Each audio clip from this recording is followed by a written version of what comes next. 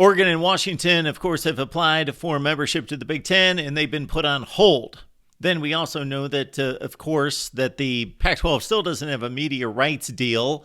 I believe that Oregon and Washington most likely will stay in the Pac-12. However, there are certainly folks out there that believe that the Pac-12 offer and their media rights deal, once it's concluded, will not be good enough to keep a number of schools in the conference, including what is arguably the best football brand left, and that's the Oregon Ducks. So let's match up Oregon against the Big 12 just in case, because who knows, maybe this is in Oregon's future. Let's first note that Oregon has played 6 games since the year 2000 against would-be members of the Big 12, current members of the Big 12, who are, of course, leaving after the 2023 season.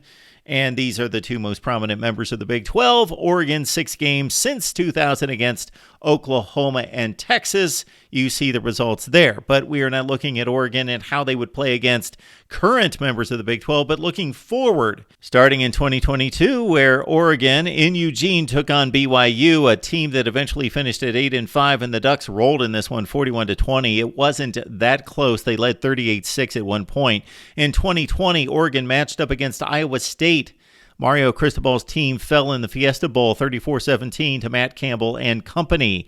In 2015, it was another bowl matchup, the Alamo Bowl, where Oregon led TCU huge in this one. Horned Frogs came back and won at 47-41 against the Ducks as Oregon collapsed in the second half against a really good TCU team that finished 11-2. They took on a really good Kansas State team under Bill Snyder in 2012 in the Fiesta Bowl. And this was one of Chip Kelly's better teams, of course, that was close to winning a national championship and competing for that Alabama-Notre Dame BCS championship game spot. They settled for the Fiesta and defeated the Wildcats 35-17. In 2008, it was an Oregon-Oklahoma State Holiday Bowl. Ducks won this one 42-31. 2007, a matchup with Houston, of course, a future member of the Big 12 starting this season, and the Ducks defeated the Cougars 48-27. They lost to BYU in the Vegas Bowl, a Cougars team that finished 11-2, 38-8.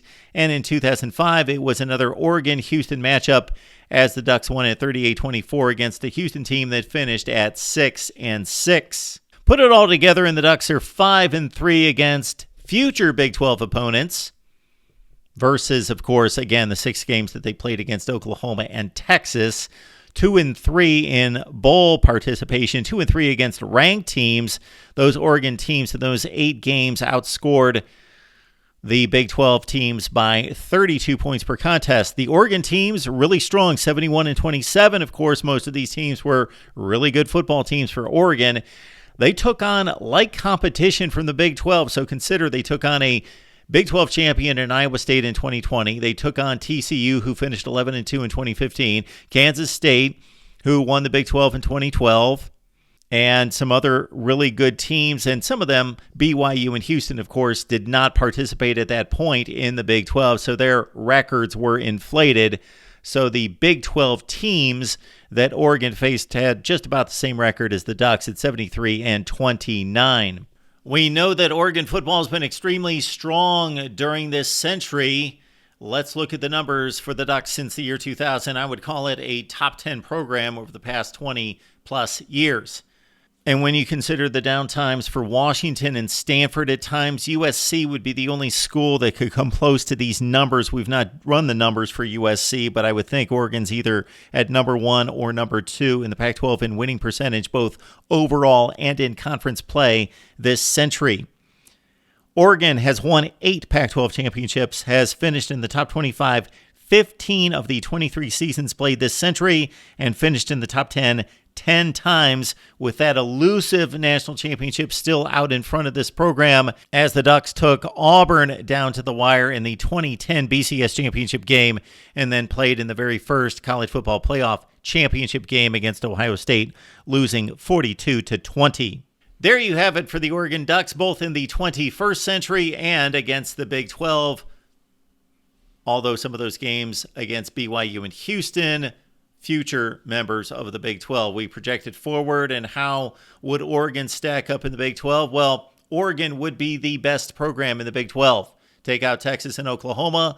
Look at the likes of TCU, Oklahoma State, Baylor, who have been the most competitive in competing for championships in the Big 12. Well, Oregon is so much more consistent than those programs. This would be the number one program in the Big 12. That's all there is to it. Oregon at its worst, and I'm not talking about one down season like in 2016 when they finished at 4-8. I'm talking about an extended period of time, 3 or 4 years. Oregon has not been down. So it's been a strong program regardless of coaching changes. They've got money, they got resources. Now they've got a brand that they've been building for a couple decades now. Oregon football would be the number one brand in the Big 12. Oregon to the Big 12, that remains to be seen, but we thought it would be fun to match up the Ducks against a would-be conference in the Big 12. Leave your comments below. Talk about Oregon, the Big 12. Make your requests in regards to who you would like to see us match up against a possible future conference right here at the Voice of College Football.